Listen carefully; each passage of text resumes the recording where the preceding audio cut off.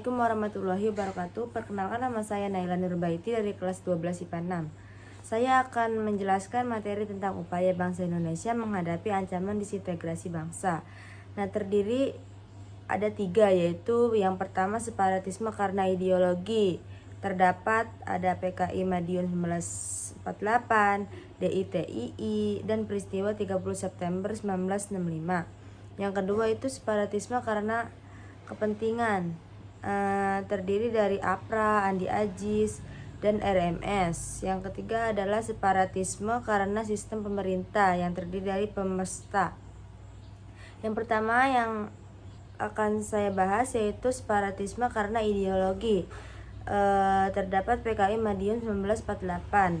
Nah, latar belakangnya yaitu program rekonstruksi dan rasionalisasi angkatan perang yang membuat kader komunis TNI menjadi berkurang.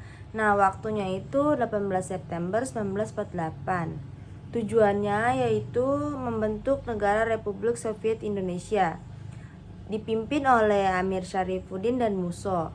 Nah, penumpasnya itu gerakan operasi militer 1 yang dipimpin oleh Kolonel Gatot Subroto dan Kolonel Sungkono. Nah, yang selanjutnya yaitu DITII. Nah, rumusnya itu KA, MU, dan Ibnu Hajar.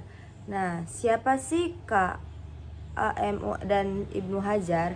Nah, singkatan dari K itu Kartosuwiryo dari Jawa Barat.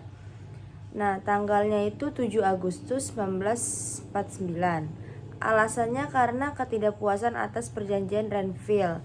Nah, penumpasnya itu Baratayuda dan Pagar Bestis.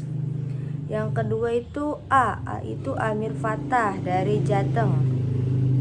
Tanggalnya itu 23 Agustus 1949. Alasannya karena persamaan ideologi Amir dan Kartosuwiryo.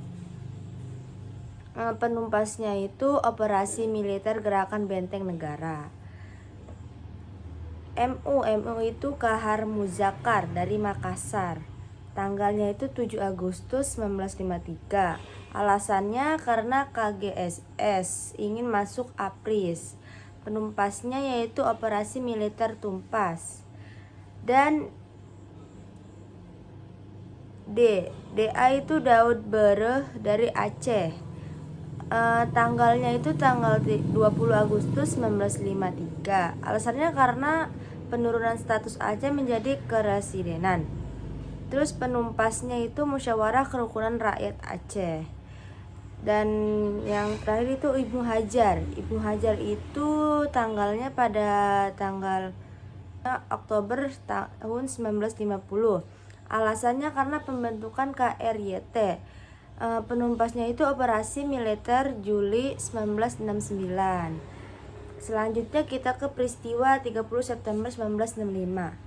Peristiwa yang sampai saat ini masih menjadi misteri, terutama mengenai siapa dalam gerakan 30 September tersebut.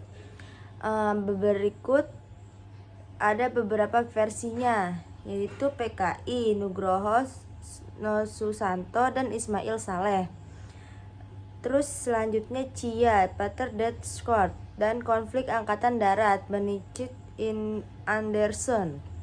Lanjut kita ke nomor 2, yaitu separatisme karena kepentingan. Pada bagian APRA, latar belakangnya yaitu memanfaatkan kepercayaan rakyat Indonesia kepada ramalan Jayabaya akan datangnya Ratu Adil yang membawa kemakmuran.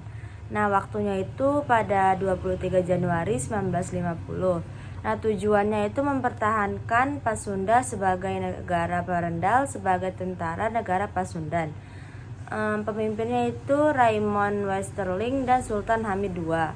Nah, penumpasannya yaitu operasi militer yang dilaksanakan tahun 1950. Lanjut kita ke Andi Ajis. Nah, latar belakangnya itu menolak kedatangan APRIS dari unsur TNI. Waktunya Maret sampai April 1950. Nah, tempatnya itu di Makassar dan Sulawesi Selatan. Tujuannya itu mempertahankan negara Indonesia Timur. Pemimpinnya Andi Ajis dan penumpasannya operasi militer yang dipimpin oleh AE Kewirangan pada tanggal 15 April 1950. Lanjut kita ke Republik Maluku Selatan, yaitu RMS. Nah, latar belakangnya yaitu penolakan terbentuknya NKRI dan penggabungan daerah negara Indonesia Timur ke dalam wilayah NKRI. Nah, waktunya itu 25 April 1950. Tujuannya itu mendirikan Republik Maluku Selatan. Pemimpinnya itu Mr. Stephen Soumokil. Dan penugasannya itu operasi militer yang dipimpin oleh A.E. Kewirangan. Nah, lanjut kita ke yang terakhir, yang bagian 3, yaitu gerakan separatisme karena sistem pemerintahan. Terdiri dari pemersta.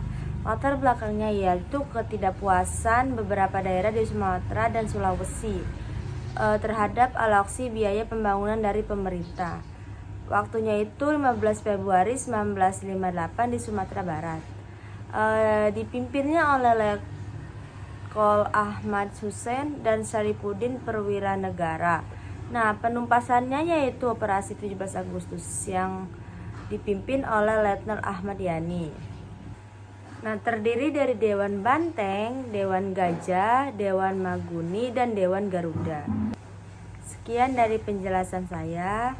Mohon maaf apabila ada kata-kata yang salah diucapkan. Terima kasih. Wassalamualaikum warahmatullahi wabarakatuh.